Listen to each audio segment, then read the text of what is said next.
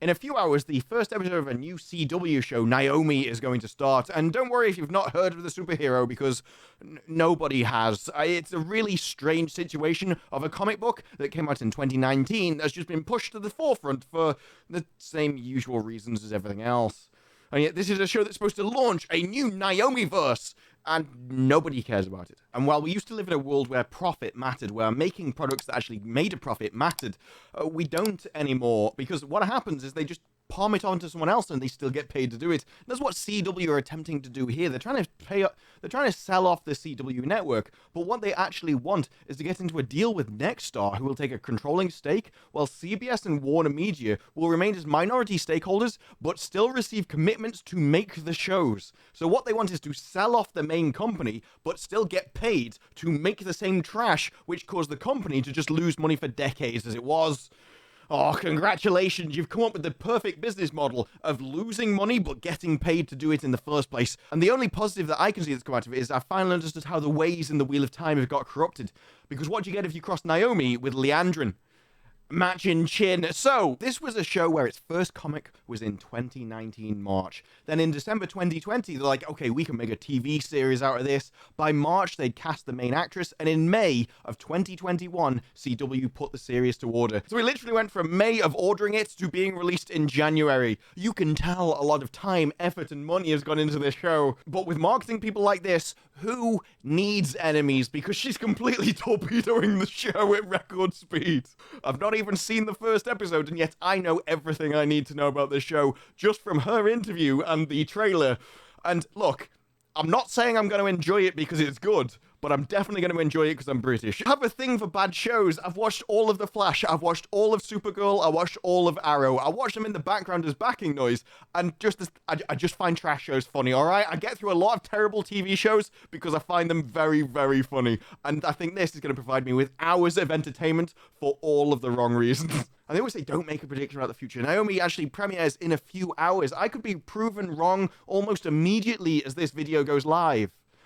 But I've never listened to intelligent advice, and I'm pretty sure on this one, because Naomi was created by Brian Michael Bendis and David F. Walker. Now that is two incredibly feminine names if ever I've heard one. I guarantee I don't even need to look who they are just to find out that those are strong, strong women. And that is clearly why Naomi was obviously written by all female writers. Yeah, you can definitely expect lots of new ways to look at a superhero, because if men write a superhero, then they're just going to start excluding women. That's what they've always done before. Men have never written women into their superhero shows. It just hasn't existed at any point, because if there's one thing that we know about men is that they don't like women in their superhero shows wearing skimpy outfits.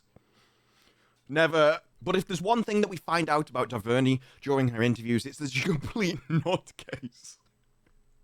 And look, you can just tell this just by how I have to read these next couple of sentences for them to physically make sense. It's not about representation, it's about normalization. What we're doing is by playing it normal, like it's part of every day. The more you portray images without underlining or highlighting them or putting a star next to them, we start to make that normal. And I kind of agree with all of that, because that is how we used to make shows in the 90s. Everything was normal, nothing happened. It was just people in a show. We hired the best people, and that was fine, and no one talked about anything, because no one needed to, because it was normal. But that's not actually what she says. I had to skip over every other sentence there and all the other parts because they directly contradict what she's saying. Every pissing sentence, every other half contradicts the other half. And it's so annoying to read, but it's something that I keep coming across. People who have two contradictory opinions and say them at the same time in the same paragraph. And you're not only expected not to notice, but you're not supposed to talk about them, because they don't think they even exist. Like here, what we're doing, we're playing it normal. It's just part of every day. We're not going to talk about underlining or highlighting or putting a star next to any of these issues, but what we're doing is really muscular things that relate to race, gender, and class.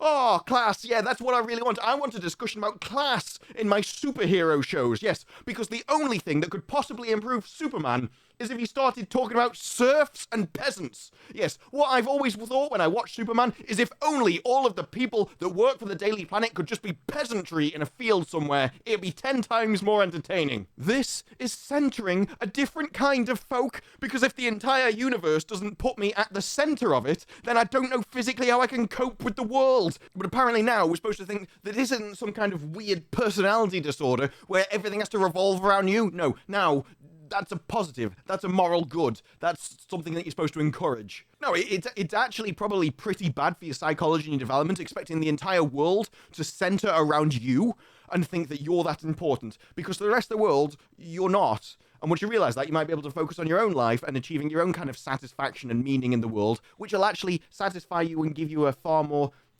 meaningful life that you'll be happier with in the long term. Whereas if you expect the entire world to revolve around you, you'll not only be disappointed, but everyone will think you're a twat.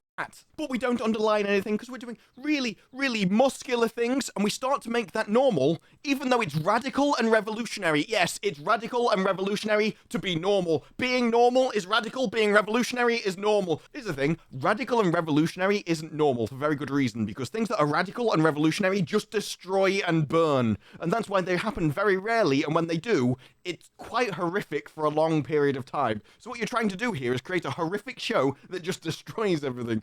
Oh, congratulations. DuVernay has a big, major plan in mind to make everybody care about it. And that is, yeah, we're not going to do any crossovers. No, we're not going to do any crossovers. I mean, Supergirl did and The Flash did, because they understood that nobody really knew what The Flash was. And the hardest thing to do is make people to start watching your show to give it a chance. So, but if we've got a really successful show like The Arrow, then we can put The Flash in The Arrow, and then people that watch The Arrow will go over to The Flash to watch the story, because it's interesting to them now, because now they've been introduced to it in another way. No, Naomi's too important for that. Naomi can stand on her own 2 feet. In fact, Naomi isn't just the center of the universe. She's literally going to be the center of the Naomiverse. We're going to name an entire universe about this person. She is so amazing. So amazing. She has all of the peasantry and all of the serfs under her control. That's what this show is about. Yes, so even though our show is meaningless and has 2 viewers, people need to be trying to cross over to here. Yes, I mean, it's not like me trying to get PewDiePie on this channel. That wouldn't be weird at all. No, it's not like maybe the other way is far better for the smaller person to go over to the bigger person's channel, because then you can provide them value, which might actually reflect back onto your own channel. No. What we really need is just start demanding that people come over to yours. Yeah, all the people with all the big channels need to come over to all the minor channels. That's going to work out well for you. But you won't have any crossovers in season 1. I can't understand why. I just don't know why. Why all of these major stars, which had season after season after season, just aren't interested into coming over to your new Naomi-verse. I don't know. It's bewildering. It's strange.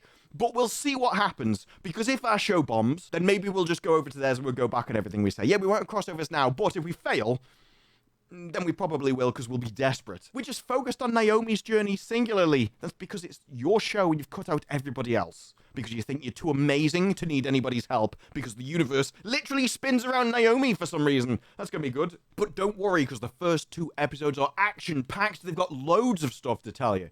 We've got a lot of things in the first 2 episodes, which means we get to make up cool new things. What are these new things? What are these new things that are going to drag you into the story kicking and screaming? Well, she's a snazzy dresser.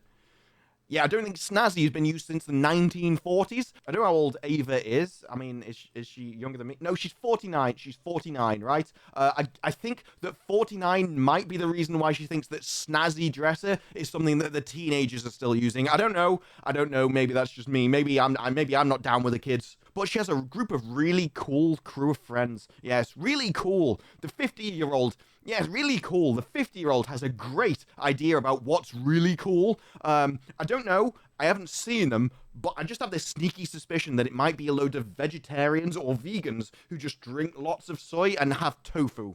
I don't know. I'm just throwing that out there. We'll see in a few hours if my guess is absolutely correct. But my favorite line from her is, "Don't believe everything you think."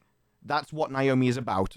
She doesn't believe everything she thinks. No, instead, Naomi is just about believing everything she's told. And so when we sit here and ponder how dreads like that won't actually impinge on her ability to fight villains in any way, shape, or form, I think we can all guarantee one thing. Even if this show is good, it's going to have so much of this trash about it, it's probably going to drag it down anyway. And the odds of it being good in the first place are very slim. Why? Well, we've seen all of the other CW shows, which are so awful and not profit-making, that they're trying to sell off the network while trying to maintain the right to make the shows themselves, because the message is important. The message is more important than money, and that's what Naomi is going to be here. But I do get enjoyment from terrible things, and I don't know why. I don't know why I just like watching things crash and burn.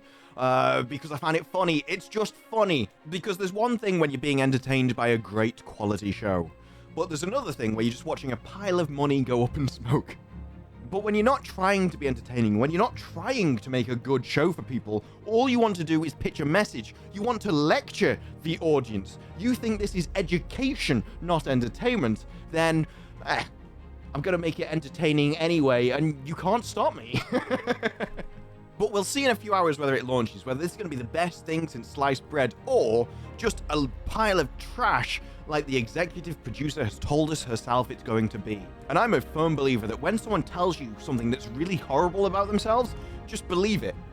People don't lie about that kind of thing, and no one would lie about this kind of thing when they're trying to do marketing for the show that they actually want you to watch. So while I wouldn't be confident predicting the lottery results, I'm pretty confident about this one. But for now, that's it from me. If you liked the video, press like and subscribe. More videos in the future. And let me know what you think of Naomi down below. I'll let you know my thoughts after the show is aired. But for now, that's it from me. I'll see you in the next one. Bye-bye.